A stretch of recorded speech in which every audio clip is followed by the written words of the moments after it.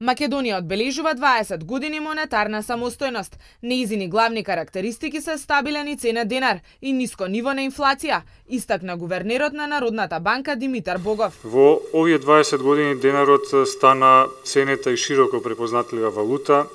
Значи во 15 од тие 20 години имаме стабилен денар, имаме стабилна валута.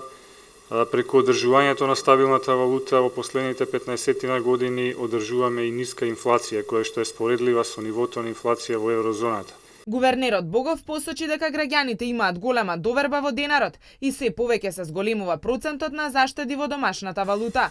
Последните 2 години имаме пораст и на денарското штедење во однос на девизното штедење, значи структурата се менува, така што заклучно со март оваа година ние имаме 46% од вкупните депозити на населението во денари, што е највисок процент од кога имаме ваква статистика. Богов потенцира дека не се размислува за промена на курсот на денарот, а целта е да се има силна валута и силна економија.